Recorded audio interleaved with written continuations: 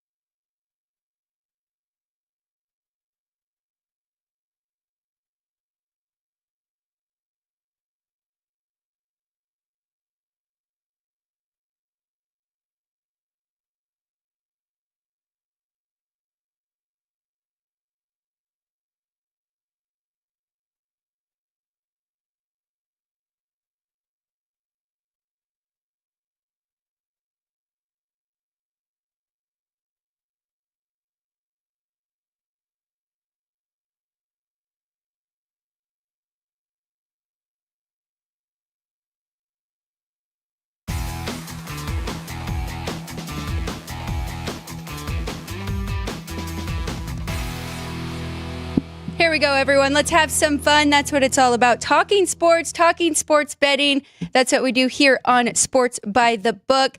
If you are watching us live, thank you for starting your morning with us. Happy Monday. If you are watching a replay, we appreciate you as well. If you are new, I'm Alex. He is Kenny White, professional sports bettor, and my father. Here's how the show is going to go. First 30 minutes, we'll talk about today's action. A lot of good stuff. We've got Monday Night Football. Division matchup here between these two. We've got playoff baseball. We've got hockey. So we'll go through all of those, give you any plays that we have, any leans that we have, and really just break it down how we do with our power ratings, adjusting each team, each sport every day, every night. So that'll be the first 30 minutes. Second 30 minutes of this show, we will dive into college football, give you some really good numbers, trends, stats that you can use for sports betting, and we will give you our new top 10 power ratings. Quick recap of the weekend. Favorites killed it yesterday in the NFL. College football, FBS, wow. Those big matchups did not disappoint this weekend. So let's start off there. How was your weekend, football-wise and just in general? Yeah, hi Alex, good morning. And it was a busy weekend, obviously. Again, October is my busiest month by far. With you still got baseball going on, you have college football, NFL into full swing. They're now into midseason form and all the other stuff. And then I'm preparing for NBA, preparing for college basketball, preparing for women's. It's nonstop. We got to see you on Saturday. We got to celebrate my granddaughter and your niece, Cece's birthday. It was a lot of fun to see so much of the family and everyone. That's a nice reunion. Didn't get to see much of Cece because she was off and running, but I got to see everybody else. So it was a nice day. And then another birthday party that night. So that was a rough Saturday, and Sunday was, all work all day.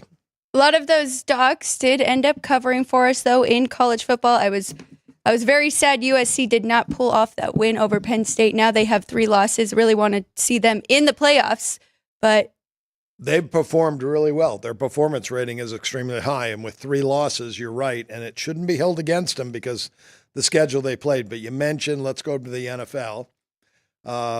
Yes. Favorites on the road favorites, and I only use favorites of 3 or more.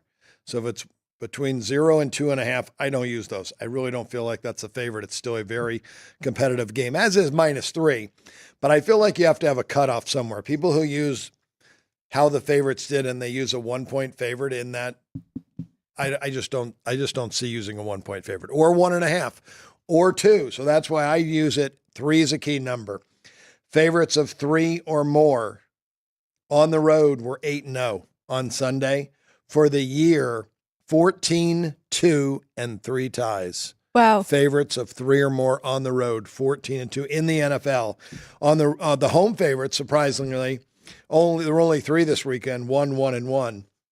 So I talk a lot about home field advantage and what it is.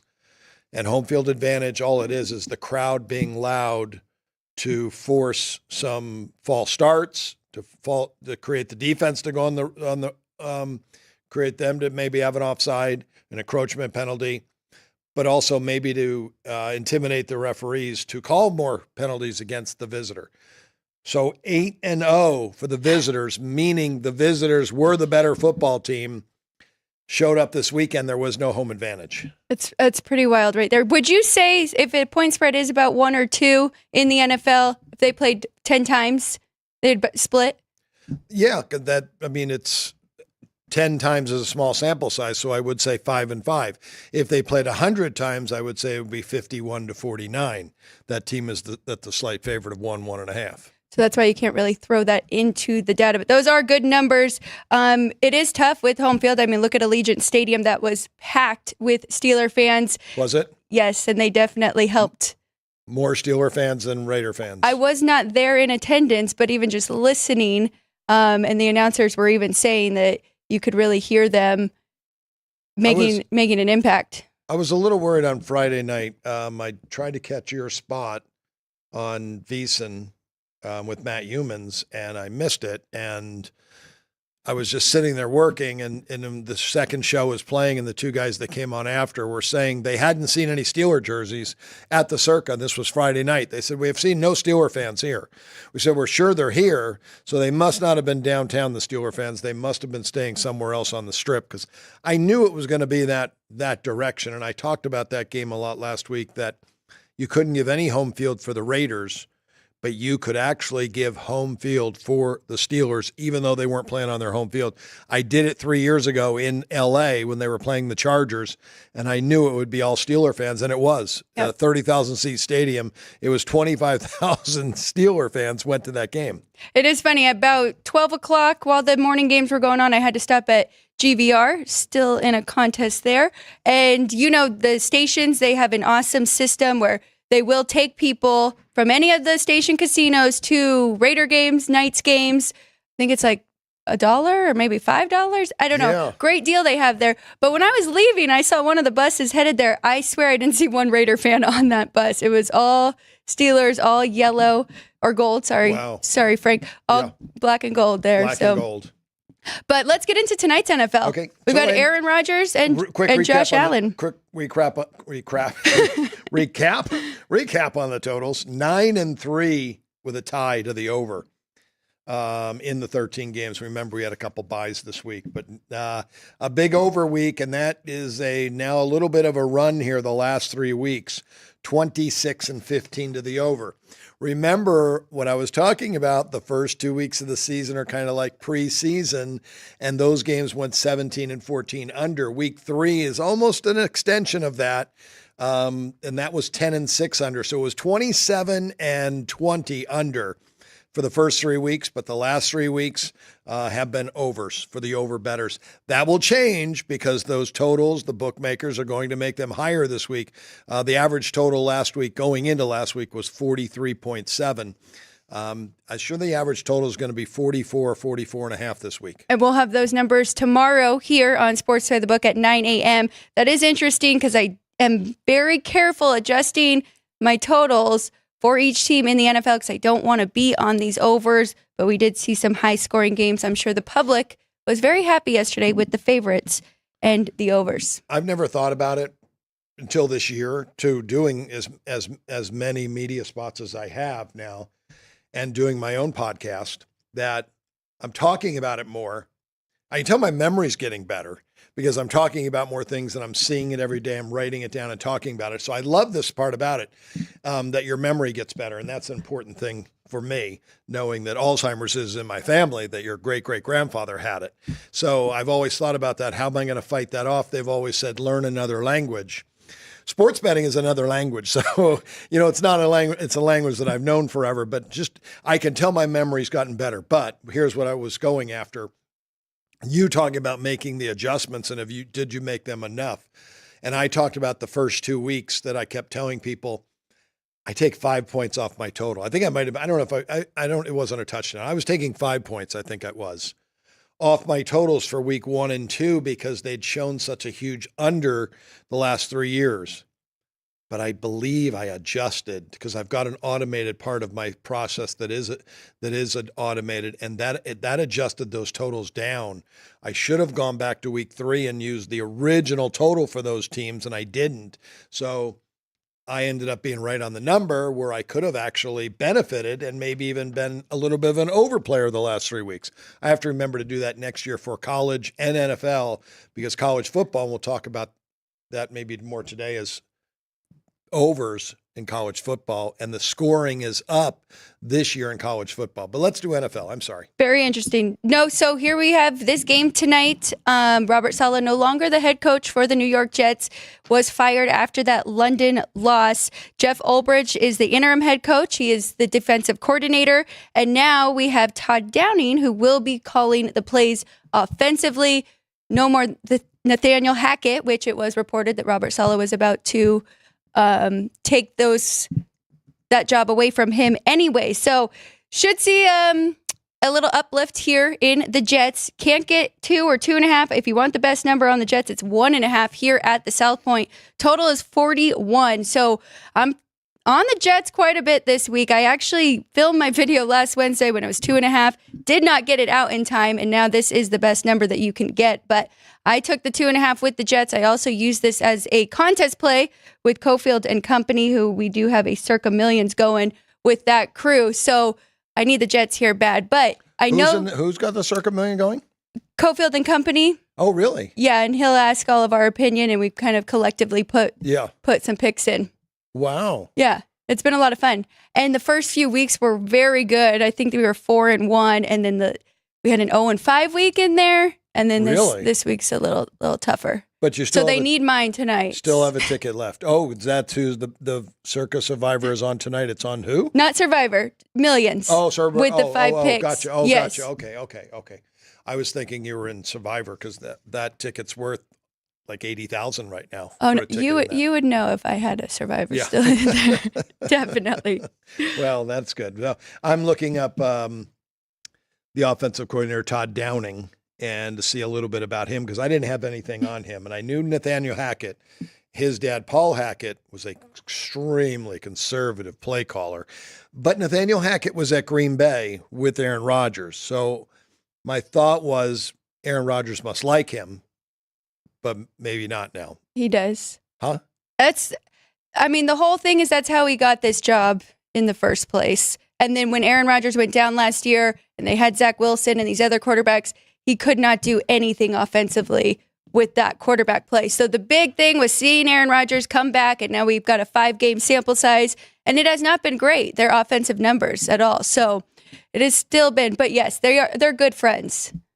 Who, Nathaniel Hackett and Aaron Rodgers, Aaron Rodgers. Well, that's why I thought, just the quarterback change. And, I didn't know much about Todd Downing and just looking through his stuff. And as a coach, he played, he's from Minnesota, played at Eden Prairie High School, which is a big-time high school football team there, played with the Minnesota Maulers in his playing career, a minor league semi-pro professional team. He did win 3 consecutive championship games for them as the quarterback. So never played at the highest level. And that doesn't matter. Most guys in this profession never did play at the highest level.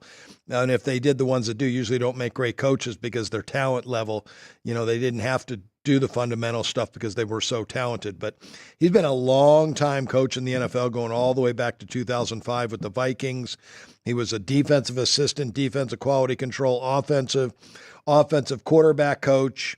Worked his way up, was with the Oakland Raiders in 2017 as the offensive coordinator. Then to the Vikings, then to the Titans, off to the Jets, their passing game coordinator last year, and their quarterback coach and passing game coordinator this year. So he has had experience 1 year with the Raiders. He's the passing game coordinator. I got a feeling they're going to open this up for Aaron Rodgers tonight. The only thing that I question, Tennessee, he was the OC there, and that is when they had Derrick Henry. Yes, he was, 2 years. So yeah. I'm curious if maybe he can have a more balanced offense and get Breece Hall and these running backs going as well. Because we know, because we've been keeping track of the run percentage and the pass percentage, and the Jets have been a very high pass percentage team. Number 1 in the NFL, 63% of the time they pass the football. So that's when you're doing it that often, the other team knows you're going to pass. They're pinning their ears back. They're coming to get you. So they're pressuring Aaron Rodgers. They do need to get more balanced. And tonight there's a big reason, another reason why they may get more balanced. It's going to be windy. Oh. And in the stadium, that wind swirls during the day. If this was a day game right now, this total would be down to 38 because the winds are 20 to 30 miles an hour with gusts over 50 in East Rutherford. Tonight, they're 10 to 20. I got a feeling they're going to be closer to the 20 range, which will affect scoring, and coaches get more conservative.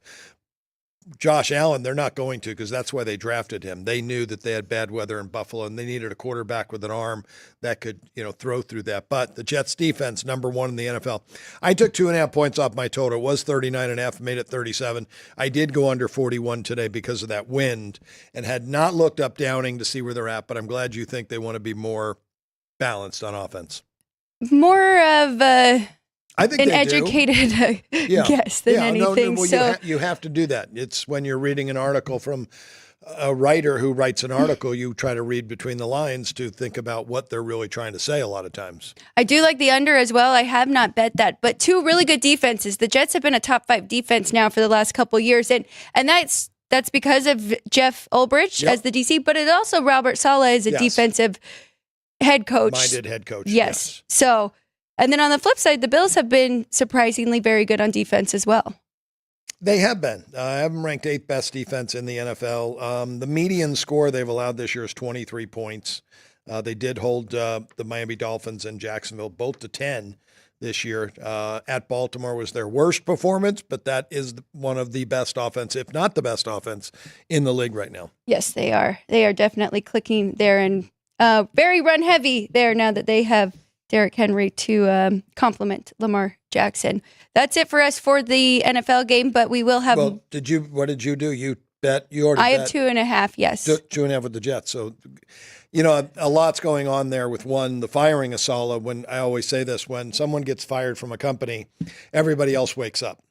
Like, I don't want to be the next one to go. So now you get a little better effort out of everyone. This is a standalone game. Aaron Rodgers is not going to be the Aaron Rodgers of old with the 8-to-1 touchdown to interception ratio, but Aaron Rodgers knows everyone's watching tonight, and he is going to play his best game. He's going to be well prepared. He is going to have great focus, and he's going to make sure that he doesn't throw passes into traffic that he shouldn't. So I think he's going to make great decisions tonight. But again, they need to run the football. That wind's going to be gusting. It's going to be swirling, and it will affect play a little bit. So hopefully this is a 17-14 Jets win for you. And for me, because I had Buffalo, looking at their performance ratings, though, Alex, I have Buffalo 103.5 rating, a 93 performance rating. Their median, 93. Even if they play a great game tonight, that it will only raise them to a 98, which is a big jump. But it's still under average. The Jets' performance rating median is a 97. So both these teams have underperformed. Bills come in 3-2. Jets are 2-3. You talked about this on your show as well. Bet the Gambit also on YouTube, so you can find that 7 a.m. every morning with Kenny White here. But if the Jets win this game, then they have control in this division as well. Well, they'll be tied with the control of the tiebreaker. But this game is exactly like Thursday night's game was for the Jets, not for the Bills, because the Bills have 3 wins. Right. But this is Seattle and San Francisco really all over again, and I should have caught that. And I took Seattle plus 3.5. I love, home dogs, and, that was one of the 8 that lost this weekend. But the 49ers were a game behind. They were looking up at the standings, and they were already 0-2 in the division. If they lost that game, it would have been 0-3 in the division. They lose all tiebreakers, basically. They would have been 2 games behind Seattle, and Seattle would have had that tiebreaker. So basically, they would have been 3 games out. With the win, they basically put them ahead of Seattle because of the tiebreaker. Same thing here. If the Jets lose, they are 3 games behind Buffalo in the standings. This is so much more of an important game for the Jets. You got the firing. I think you got to focus Aaron Rodgers. It's going to be a good one because you got 2 great quarterbacks. 2 very, very good quarterbacks. And I should say, a Bills fan actually told me on Saturday that the Buffalo Bills have never lost 3 in a row since they have had Josh Allen as their quarterback. They are coming into this game with 2 losses, so we'll see what happens. But we're still waiting to hear if James Cook will be available tonight, who has become a huge part of that offense for Josh Allen.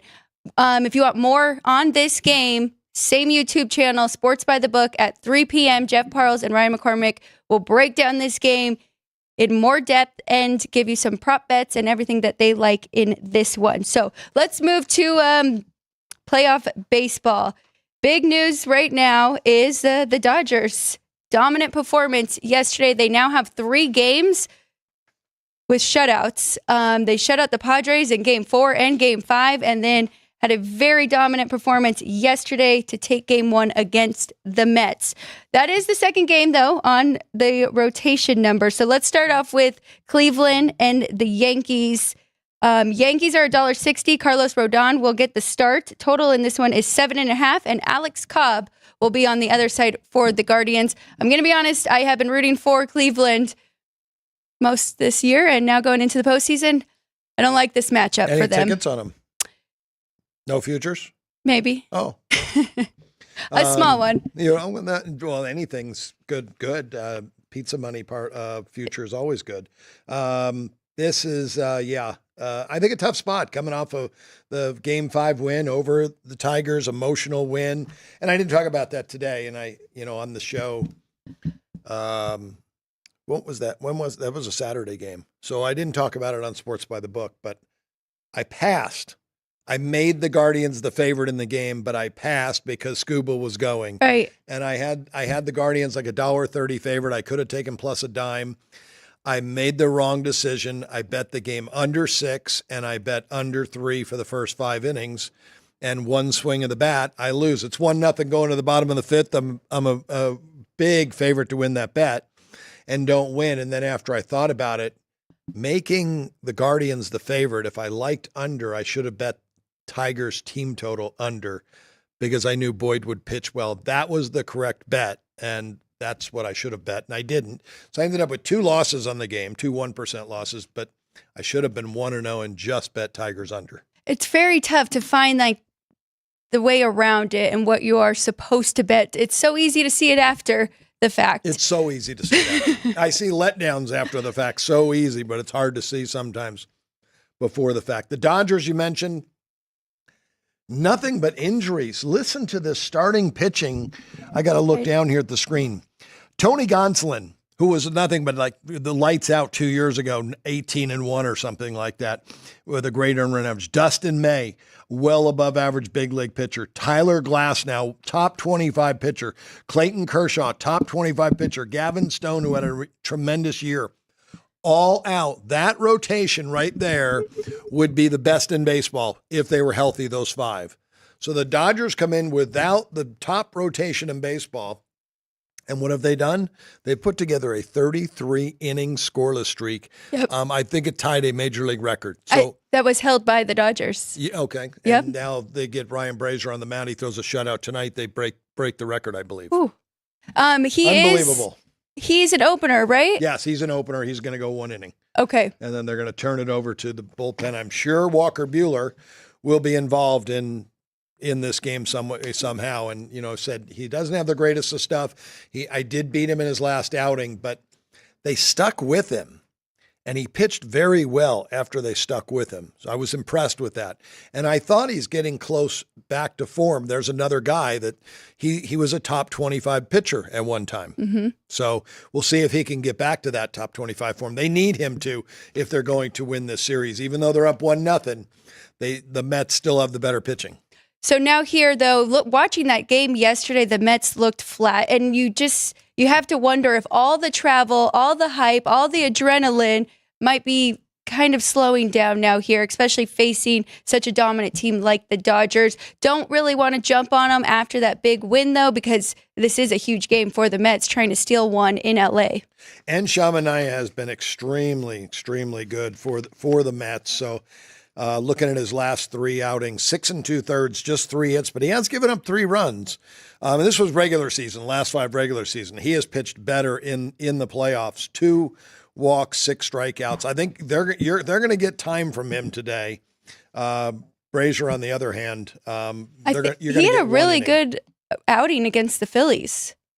Ryan Brazier. Sean Manaea. Oh, no, Sean Manaea did. And that's a Phillies team that hits lefties really well. He went 7. I think they pitched him into the 8th inning, and he didn't want to come out then. But he did pitch a great game in his last outing against Philadelphia. He's a really good pitcher. He's a veteran lefty that knows how to pitch now. He came up with the Oakland A's. So Dodgers right now, $1.38 at home in game 2. Total in this one, pretty high for a playoff game, 8.5. Is that where you had that total as well? I'm at 8 right now on mine, and it's Dodger Stadium. But it is a day game. It is a day game in Los Angeles. The temperature should be not that bad. I'm going to look that up real quick, but that's always a factor there. And the day game, the ball carries better in Dodger Stadium. At nighttime, the air is heavy and the ball goes nowhere. But boy, the Dodgers have made it look like that hasn't bothered this Dodger team. They're such a good hitting team. I just don't want the narrative to be about those starting pitchers that you just mentioned that are all injured right now, and the narrative was always that they choked in the playoffs, and now here comes the Dodgers with kind of average pitchers and doing so well. But Mookie Betts, that was a big narrative too, and Frank talks about it on Punchlines, and he has really stepped up now in this postseason. So they are getting, help from all of their guys, and even Freddie Freeman, who is dealing with an injury, but has been playing on it. That's a shame, the ankle injury for Freddie Freeman, because that threesome right there with Shohei, Mookie Betts, and Freddie Freeman, wow. That is some professional hitters. Those three guys can swing it as good as anybody in the game, and you go left, right, left. That is a tough three guys to get through that lineup. Then you got a lot of good hitters. Muncie's still a great hitter. Will Smith, the catcher, still a really good hitter.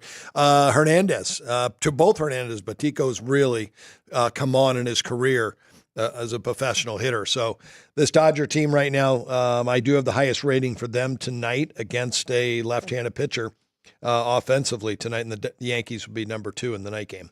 So maybe stay away from that total. You only made it 8, but there's some really good hitters on that Mets team as well, with Pete Alonso and Lindor, and so they could get it going here. But let's go back to the Yankees game for a minute. Talking about a 3-punch with Aaron Judge and Soto and Stanton there, but they haven't really done a whole lot offensively. Do you have their WRC plus in the last few games or the last 30? No, I have not. I have the last 30 on my sheet in September. What they did offensively was a 131, one of the highest in baseball. Okay. They really swung the bats well. And the Guardians were a 100. They were completely dead even over those last 30 days. So, I'm sorry. That's a do factor. Oh. I look at the wrong things every time. The season, the season, it was a 116 for the Yankees, a 100 for the Guardians. Over the last 30 days, the Yankees, you're right, were only a 101 for the last 30 days. So their weighted runs created was even. The Dodgers in September were a 135. I believe it. Yeah, they were crushing the baseball, LA, in September. And they're going to continue to do it in the playoffs, too. They showed on Monday night, game 1, yesterday on Sunday, that they were dominating. But Manaea, again, great year, 1.09 whip, 3.47 ERA, and he's been tough to hit. All right. Well, so I bet the Dodgers in game 1. I'm not betting them in game 2 because I kind of played the zigzag theory. So I've got nothing in that game. But I did bet the Yankees today in the night game, feeling, again, you said the Mets look flat. The Guardians could look flat as well, coming off the big win over the Tigers. Well, I think that last game was the only game that did go over, right? It was a pitcher's duel there between Detroit and Cleveland, and not a lot of offense from the Guardians, and that could come up here. And you're not a huge believer in Alex Cobb. He is an older pitcher. Oh, I am a big believer in him. I really like him, but I worry about him only pitching 16 innings on the season. And he had a long layoff, and he threw 2 innings against the Tigers in his start there. He's only going to go 2 or 3. They're not going to let him get in trouble, but he will give up runs here in the first couple of innings. Okay. So there might be a first run inning here tonight in this game. We'll see what Carlos Rodon does. He wasted a lot of energy in his only start in the playoffs so far, where he struck out the side in the first inning and come yelling, screaming off the mound like the game was over and he won the Super Bowl. He forgot he had to pitch, the rest of the game. But that was talked about, right? So he will know not to do that again. I would hope so. We didn't talk to him about it. I didn't have a discussion with him. I thought somebody made a comment. Did they? Like the other pitcher or something. No, maybe you just were saying that's what they were thinking. I was thinking that, that's what they were thinking. Or that's what I was thinking when I saw him do that. I'm like, oh my gosh, it's the first inning. Why are you getting you have a long game to go. Don't get the other team fired up either. That gets the other team fired up by you getting fired up like that. But I feel like it was wasting of energy. I know they like to celebrate more than ever in sports, but for a pitcher, it's a little much. He's got great stuff, and I probably should have rated him higher than I did. So I do like the Yankees. I did bet the Yankees today. But again, on these games, I don't like to lay a big price. So I bet, in easy terms, 100 to win 67. Okay. So I'm not going to win a full unit, but I'm not going to lose a unit and a half if they do lose. I like it. And right there on our graphic is the number right now here at the South Point Yankees, $1.60, total 7.5. And we just had the pitchers too, and you can see Alex Cobb just 2-1, and Carlos Rodon has pitched a whole lot more than him. Wow. So this line has gone up a lot already since I bet it this morning. It went from $1. It's $1.60 pretty much everywhere. So money for the Yankees, and I understand why. Might even be a better opportunity to look at the first 5 innings because the Indians' bullpen is lights out. You did have quite a few people watching your show this morning. You may have pretty much released that bet for today. Let's do a little bit of hockey. I know we're pushing. We're about halfway through the show already, but I do want to talk about a few hockey games. See if you like any plays here today. I feel good. I finally got to catch up on hockey last night. Because it's been busy, as you have mentioned. We've got a lot of sports going on right now, but a couple really big games, and you talked about this one on your show, but I'm looking forward to it. Florida and Boston. We set it up for the first game of the season for both of them. Swayman did not play for Boston, so it didn't really have that revenge factor that we were looking for. Florida did beat Boston in the playoffs last year, so we like to jump in and take the revenge. Now here's a good spot for Boston, -130 at home over Florida. Florida's also missing one of their top players. He won't be out for too long, but 2 to 3 weeks. I did put that in the notes there. Tachuk, Matthew Tachuk. Kachuk, yeah. Kachuk, yeah. And so that's even more reason that I do like the Bruins here. And Florida was getting their rings and their banner celebration that first game too, so that was a perfect time to stay away. Total 5.5, which is understandable because we do have goalie Bob for the Panthers and Swayman for Boston.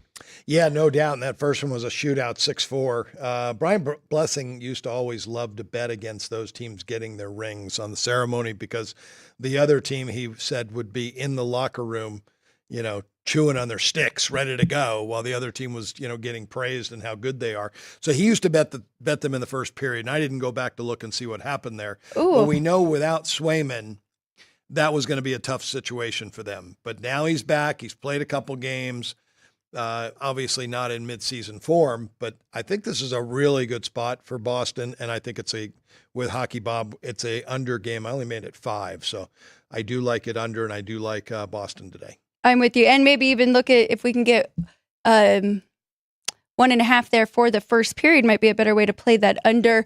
I just want to quickly bring up this first game, Kings and Ottawa, because I do like the Senators. They have Ullmark now as their goalie, and they've struggled the last few years because they didn't have a great goalie. Well, this goalie is just as good as Swayman. I mean, these two were 1A and 1B, right? True. Switching off with Boston. So they have an elite goalie here now. And the Kings still working on some things. They play a different defense than most teams do.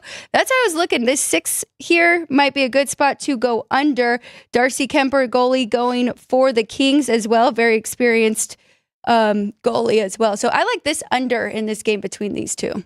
I do have Swayman 12 cents better than Ullmark to the betting line, but I have Ullmark, 14 cents better than the average goalie. So it is an improvement. I have Ottawa as a higher scoring team. So I made the total 6 under 25, and it's 6 flat. You're about a 15-cent difference. I would like to have 25-cent difference on that to make a play. So didn't play it, but I will take a look at that because you're right. Ullmark is definitely an upgrade at goalie for the Senators. Well, your ratings make sense, and you talk about trusting the coaches a lot, and it was Ullmark one and then Swayman, and they saw something in Swayman, Yes. and that switched in the last year or so. So he must be. It was experience at that point because Ullmark has been around for a while, and he has Yes. a lot of NHL experience where Swayman is a younger guy, Yes. was the second string goalie, but then the more he played, the better he got and the better they saw he was. And that's why that ends up switching at that point because they went with the experienced guy at first, and who's really good. Ullmark's really good. Yeah. So, but Swayman is getting has older. great talent. Swayman is in the top. He's got to be in the top 5 right now. I think so. Pretty close to it. I'm just looking at the sheet tonight. He is my second highest rated goalie, and I have him rated higher than Hockey Bob, Sergei Bobrovsky. So he's 6 cents higher than Bobrovsky. So that's how good Swayman is. Well, let's talk about that highest rated goalie, and that is Igor Shesterkin for the Rangers. They are hosting the Detroit Red Wings. This should be a great game between these two. Really big number, though. $2 favorite, the Rangers, and I think that is warranted in total 6.5, which does seem pretty high for these two. Yeah, it does. Well, the Rangers are the lower scoring team. Detroit, I have one of the higher scoring teams in hockey. Young team, skates fast, They can score. And, sometimes when that happens, there's turnovers the other way and creates goals for the other team because you try to play so fast. So I made it 6, and I do lean to it under with Shesterkin in goal. I was going to look up for you, see if I can find it real quick here. But I have Shesterkin rated so high. Oh, I do have it, 143. Yeah, I was going to look up for the backup. Okay. I got a little query that I put here for all goalies so I can check real quick. Goalies, where are you? 2024. There's been so many changes. I can't even think of Shesterkin's backup right now. That's what I was going to give you. Jonathan Quick. That is right. It is about a 70-cent difference. That's how big. So you want to bet against the Rangers against Jonathan Quick. And I'll have to double check if he's still. This was before the season started. I haven't gone back in to look at depth charts to make sure that he is the second string goalie, but he was when I rated the teams out myself. Something, or maybe not even against the Rangers, but that's a time when you could go over. Yeah. Because they are very good. They can score just like the best of them. I think that's really it for hockey. I know you are intrigued by this Utah Hockey Club, and they are undefeated to start their season. I am not. I won't take credit for that. Your grandfather is. He told me he really likes Utah. And we bet Utah today, and he took a good price, and everyone agrees with that move. The New Jersey Devils here opened $175 at the South Point, and they're down to $1.50. So it was plus 155. Now you can only get plus 130. If you can find higher than that, I would say you still got a good play if you can get plus $1.40 at some place called Julius.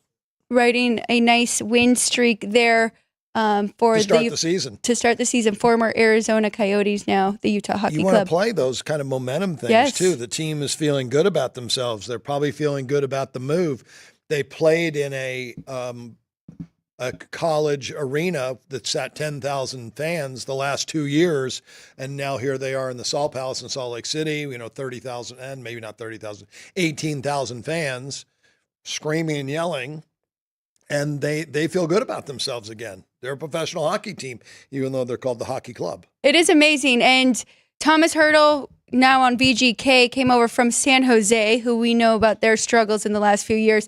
He actually just had a quote from yesterday that said it felt so good to be 3-0, and he can't remember the last time that he started a season like that. So it does. It makes you want to show up, right? Show up to practice, show up to the rink, show up for the game, and keep that going. So I can't argue with that. I do like the Devils too, though. I could definitely see this being a high-scoring game here between these two. But that's it for us for today's action. We will have more tomorrow. We have football already, college football. Yeah, let's talk tomorrow. College football. So we will have that game ready to go. We'll also break down our NFL. WNBA, we have a few days off because they are making the switch now going to Minnesota. That series is tied 1-1 between the Liberty and the Lynx. We'll have our thoughts later this week on that as well. But we're going to take a 1-minute break. And when we come back, we're going to break down the numbers for college football going into week 8. We have 11 amazing restaurants featuring a wide variety for every price range and appetite. South Point's Garden Buffet has something for everyone at unbeatable prices. Or, if hunger strikes in the middle of the night, join us at Coronado Cafe. The American menu offers breakfast, lunch, or dinner 24 hours a day, plus a Chinese kitchen for authentic Chinese dishes from 11 a.m. to 11 p.m.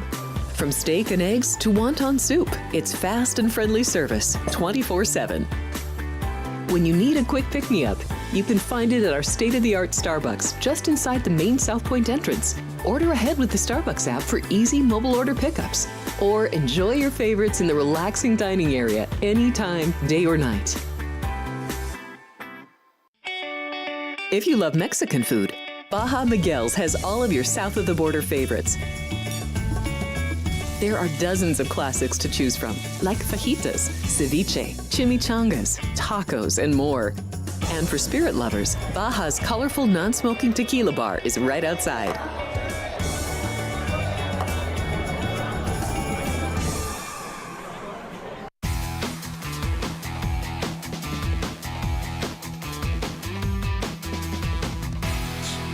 And we're back. This is Sports by the Book live from the South Point Hotel and Casino. Please like, share, subscribe, tell some friends to join us as well. The chat is going. We appreciate all of you. A lot of regulars in there with Michael A., Risen Wave, JR, Nick, Dean Hilt, Little Big, and Mr. Frank Nicotero himself is watching. So we appreciate all of you. If you are not a subscriber, you cannot see the chat or jump in. So please hit that button and jump in with everybody there. I will try and catch up and read those comments when I can. Some hockey talk in there.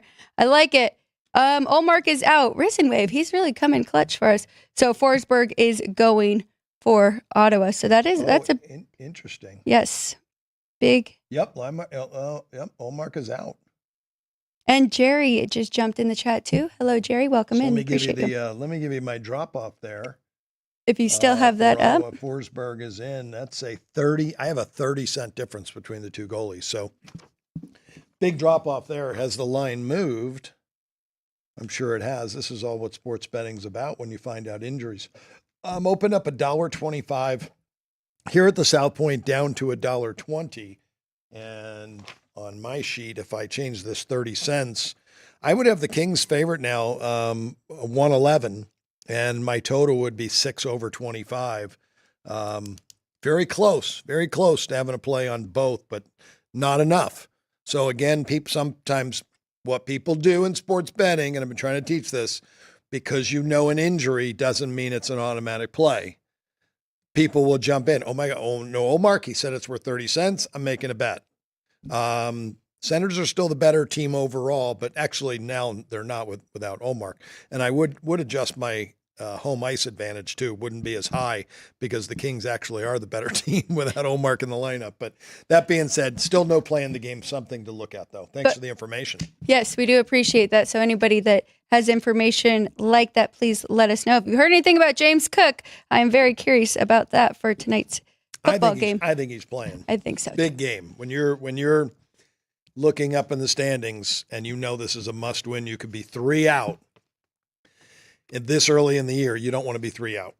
Well, we just got a delivery. Thank you, Vincent, for dropping off our sheets. College football week 8 is out here at the South Point. You want to jump in because these lines do move quickly. A little bit different. So some shops opened yesterday about noon and then trickled in. And now Chris Andrews, of course, puts his own opinion into these lines too and opens them up here. So as I mentioned, there are 3 football games tomorrow. Troy at South Alabama, Kennesaw State, Middle Tennessee State, Louisiana Tech, and New Mexico State. So we'll have more information and break down those games tomorrow on our today's action. Yeah, it's going to be fun. We have football for 54 straight days, and now a Tuesday we get 3 games tomorrow, 2 on Wednesday, 2 Thursday, 4 more on Friday. That's the way I like it. Every day of college football. So, yeah, 3 big games tomorrow, and I can tell you, I'm going to look real quick to see if I have any. I'm not going to tell you today. I may have an under or 2. We'll see out of one of those 3 games. The numbers are pretty close, and I'll have to go over these a little bit deeper before tomorrow's game. I think that first game, I think I have a difference on that total as well. So I want to check the pace of play. Oregon 27 at Purdue on Friday night, and Sammy P's been talking about Purdue waving the white flag. They did not this weekend. They took Illinois to overtime. Yes, they did. And that was the first week that the Sharps were not on Purdue. They finally took a break. Yep. The line moved. Illinois was a even bigger favorite. They closed. And, Purdue almost with that upset. The books needed Purdue big in that game, and they got it easy. Wasn't even close. Was never anywhere near a 2-score game by the Illini in that game. So, and it was and great points by Sammy P. that a lot of the coaches left Illinois to go to Purdue, and they took some players with them. And, as a team, Illinois was playing much better football. You would think that we're going to beat you. They're going to be well prepared. They got a great coach, and you knew they're going to be prepared. And like Sammy P said, hey, if they're up 2-3 touchdowns, they're not taking their foot off the pedal. They're going to rub it in if they can. Sometimes that's harder to do than it is. If they would have been up 3 touchdowns, they would have done it, but they couldn't get there. I'm just looking at the schedule real quick. Big games. Michigan at Illinois.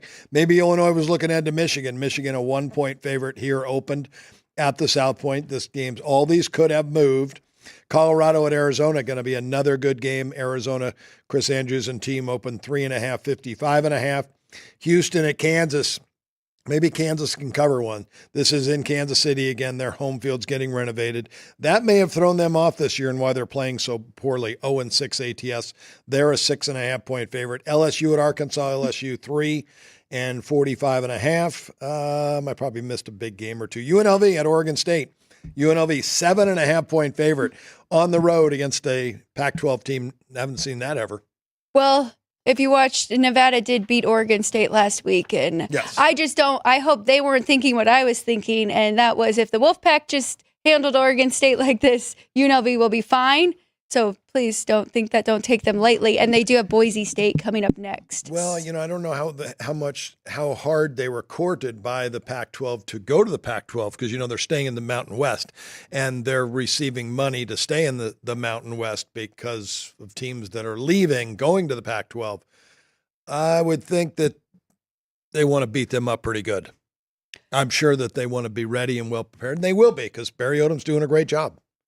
There is a big game that you did miss, and that is Alabama at Tennessee laying 2.5 points. The biggest game of the day.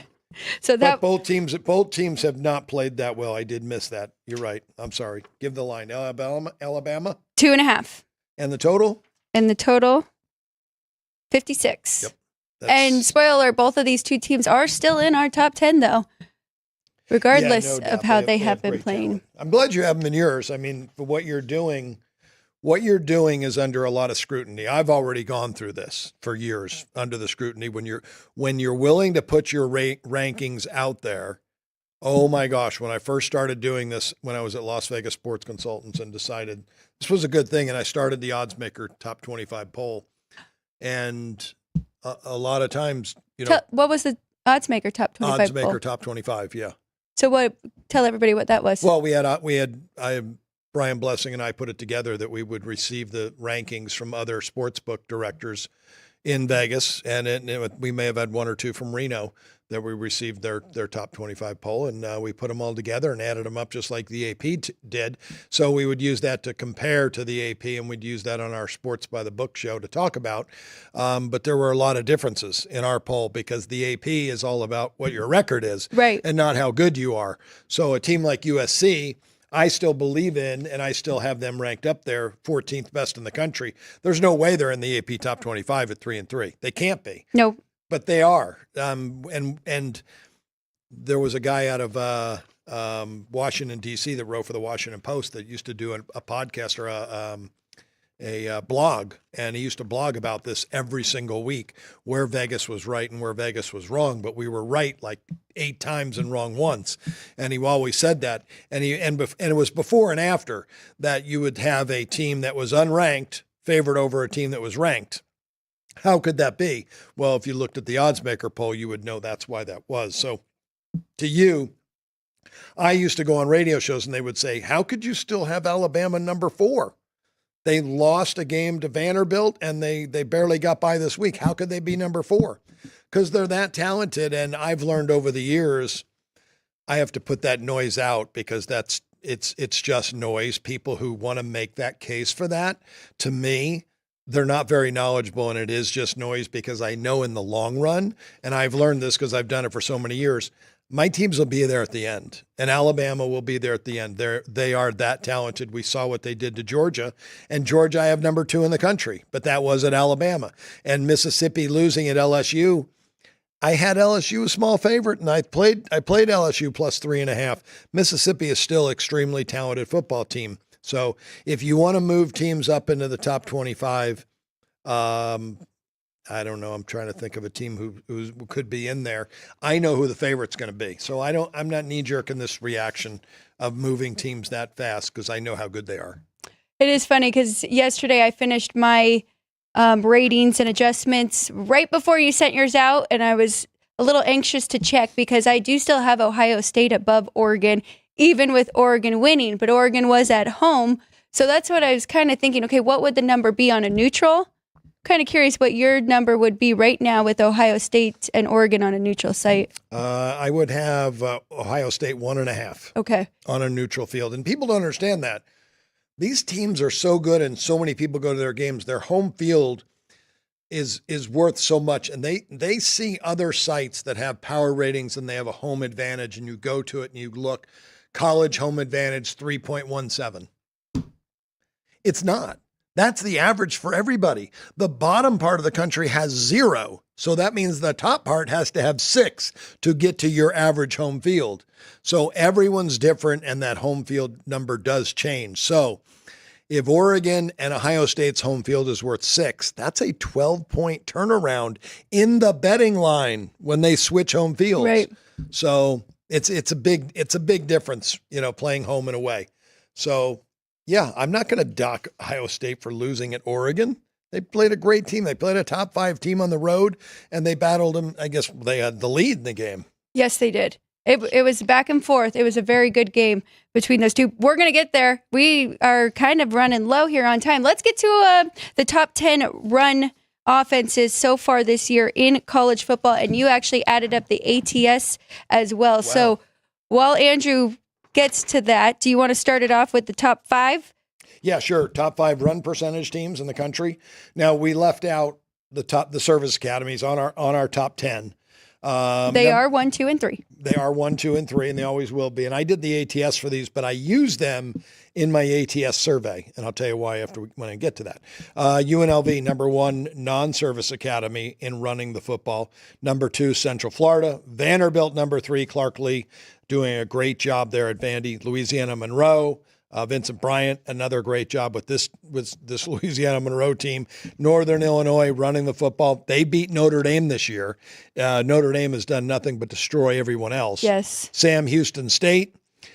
Tulane, run the football. Liberty, a top 25 team, run the football. South Carolina, run the football, improving every week, and showed what they could do against Bama. And Yes. Oregon State, here we go. They're playing UNLV this week. They are in the top 10.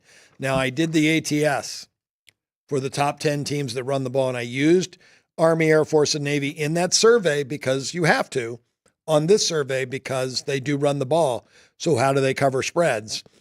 I started out Army 6-0, Air Force 0-6. So it didn't really matter much, but then you had Navy, and they're 4-1 ATS. The top 10 teams, 40-17 ATS in college football, 70% cover. And I've said it, if you can run the football and you can stop the run, you're going to be very successful. And those teams are. And we have been doing this for 4 weeks now. So if you have been paying attention and looking for these teams that are running the ball efficiently, could cover some spreads, make some money here betting on these teams. The lines are going to be adjusted, but sometimes are they adjusted enough? I try to project who's going to have the most rushing yards, but I use adjusted stats, and the sample size isn't that big.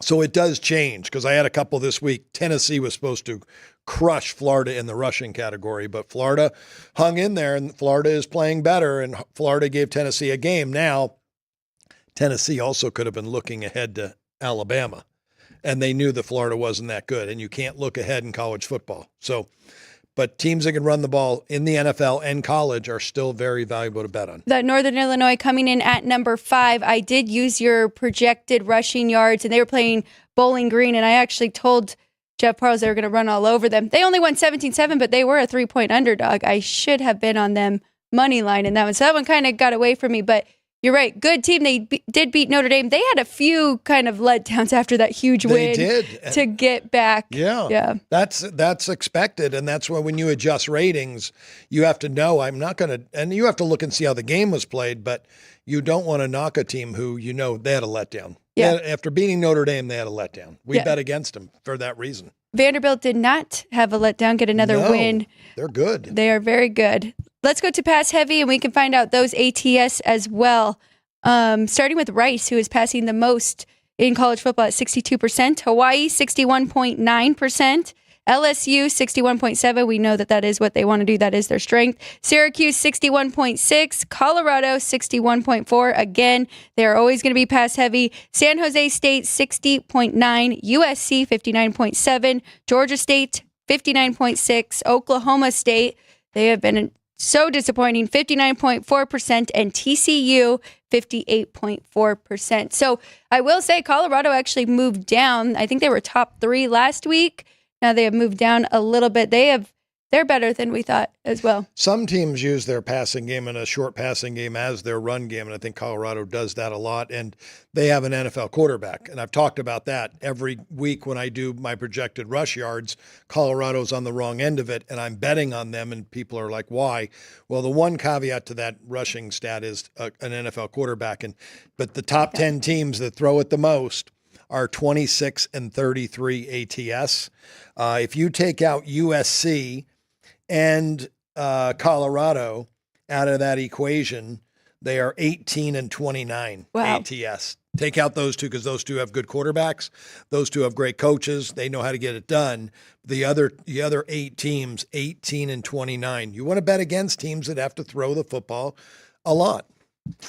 Very, very interesting, and we continue to follow it throughout this college football season. Let's go ahead and go to pace of play. We're going to start with the teams that are the quickest, and then we will talk about the slowest. We won't give I actually punched in the numbers there, but if you want to just run through the quickest teams. Yeah, fastest again, East Carolina still on top, 20.6 seconds. South Florida playing extremely fast. They didn't have their starting quarterback this week, and they were a go against. Oklahoma State, number 2, Pittsburgh, number 3, Mississippi, Pittsburgh, number 4, Mississippi, number 5, Utah State, number 6, Old Dominion, 7, Mississippi State, 8, and they've improved. Wake Forest, 9, Jacksonville State, number 10. Those teams shake out 30 and 30 ATS. The two I'm looking at doing well covering spreads. Pittsburgh and Mississippi are combined 10 and 3 ATS in that group. So if you threw those out, you're looking at 20 and 27 ATS by teams that have to throw the football. Easier said than done trying to hand pick which ones to throw out. But again, if you were looking at that survey and looking at teams that have good quarterback play, those would be teams you could throw out. Well, Pittsburgh is on an unbelievable run here. They are still undefeated. They are in the top 25 AP poll now, but they are one of the top in the ACC, 6-0. Yeah, they have played 6 games now, and they have been playing fast all year long. Pat Narduzzi is a good coach. I have them 36th best team in the country, but I don't rank my teams by record, and that's what the AP does. They're lower for me as well. Slowest teams. Slowest teams are extremely solid by the point spread. These are teams that they want to make sure they execute. And Army, number 1, 34 seconds, 34.2. Louisiana Monroe, 33.5. Vanderbilt, 32.1. Michigan, 31.8. North Carolina State, 31.2. Houston, 31.2. Tulane, UCLA, Nevada, and Louisiana. Lafayette, and just going down that list, looking at it, I started to think Michigan, new head coach. They did not put things together, and North Carolina State has really struggled. Those two teams combined are 1 and 11 ATS. But if you include their ATS record in this survey, the slowest teams in the country are 35 and 26. Take out those two teams and it's 34 and 15. That's incredible. Yeah. So 57%, even if you were to bet. Now, I always say, don't bet on those teams that are losing ATS wise. You want to be on the streaks of teams that are covering at least, but don't bet on those teams that are struggling. So you would have taken those out after a couple of weeks and you would not have bet those. So the other teams, the top 3, Army, Vanderbilt, Louisiana Monroe, and Army are 16 and 2 ATS. Wow. The top 3. Army has been so impressive. I would like to see them continue this. They are 6-0 as well, 5-0 in conference, and it would be fun to have them in the 12-team playoff. I don't know how well that will work out, but if they're undefeated, right? Yeah, they would have to. It's going to go to strength of schedule, and they played one of the weaker schedules in the entire country, so they're not going to get in. And would it be a very uncompetitive game? Yes, because the opponent is going to have 2 weeks to prepare for the triple option and is going to probably have a top 5 defense and be able to shut them down. Well, let's go. We did not do our top performers or our bottom performers or our top 10. So we'll go ahead and give our top 10 today. Let's do the top 10 today. And then we'll give our top performers tomorrow when we also do all of this for the NFL. But I need to pull up my top 10. Would you like to start? Yeah, I'll go for number 10 and I'll go backwards. Clemson, now in the top 10. Dabo Sweeney, 15 years. Mr. No Transfer Portal. Build it from high school recruits up and try to keep those guys on the campus.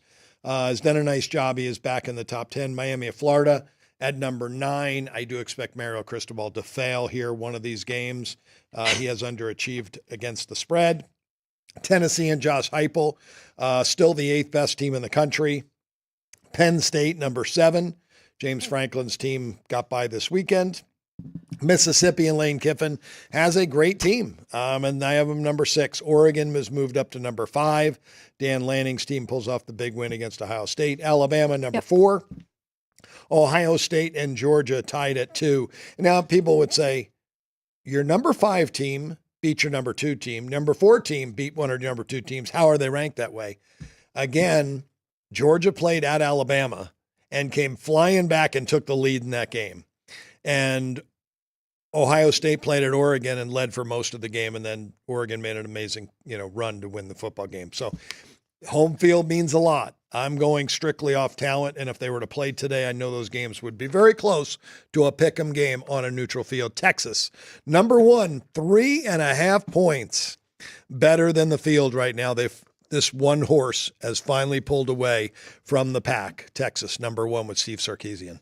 And who is your number 11? Because I think our 11s are the same, but I think you have a tie down there. I have 3. LSU, okay. Notre Dame, and Iowa State moves in. Here they go. Matt Campbell does a very good job, and he's got a really good quarterback in Rocco Becht. Yes, can't wait to see if they can make the leap and make it into the top 10. I'm going to run down mine quickly. So at 10, I do have a tie here with Penn State and Notre Dame. I believe that was the same as last week. Number 9, Miami, Florida. I am rooting for Mario Cristobal not to have a mess up and to actually have a very good season. He has a outstanding NFL quarterback. Can I say that? And Cam Ward. Cam Ward's going to, he's got a shot to play on Sundays. So maybe this will be the year I am on an island because everybody's waiting for that game for Cristobal. Number 8, Mississippi, even with 2 losses now, I still have them there. Tennessee, so this is kind of jumbled for me. All tied at 5th. I have Tennessee, Clemson, and Georgia. So Georgia is a little bit lower for me with their performance score that I have had over the past 7 weeks. They just fall a little bit lower. Number 4, Alabama. Number 3, Oregon. They take a big bump. I think they were 6th in mine last week. And number 2, Ohio State. And number 1, Texas. And Texas is 3.5 points higher than Ohio State. How can you have Ohio State ranked ahead of Oregon? Oregon just beat Ohio State. What's wrong with you? So my number on a neutral would actually even be greater than yours. Mine is 2.5 with Ohio State. I think the Chex mix is here. The cheddar cheese. The snacks are here. That means we have to go. I think that's it for us for today here on Sports by the Book. We went over a little bit. Tomorrow, we will talk about our top performers and bottom performers in college football. We will also give our top 10 NFL ratings, and we will go through the top 10 running and passing, give you the ATS, all that good stuff, as well as go through all of today's action. We will have more hockey plays for you daily as we are adjusting, lightly playing right now, but starting to feel like the numbers are really coming together. And thank you for those in the chat, and especially the information on the goalie tonight for Otto and Noah Olmark. That's a big difference. So we appreciate that a lot. That helps us. We're doing as much homework as we possibly can do, but you're never going to catch it all, especially when you're covering this many sports at one time. That's funny. And Little Big said pizza money on NHL Grand Salami over 47.5. I thought we had too many good goalies going tonight. I was actually going to add up our totals, and I thought it was probably going to be an underplay for that one. I always lean to the under because you can't score a half a goal. So that was taught to me a long time ago by a guy out of Detroit. Larry Alderman had a sports service, and he moved to Vegas because he was from Detroit, and he needed the sunshine. But he told me he bet a lot of unders on that because you can't score a half a goal. And if you add these up, you're at 18, 30 and a half, 37, just adding them up. He would add them up without the half. So Larry would tell me today, 23, 29, 35 is what his number would be. So he wouldn't add the half of his own. Would not add the halves. Says you can't score a half a goal. It's got to be a full.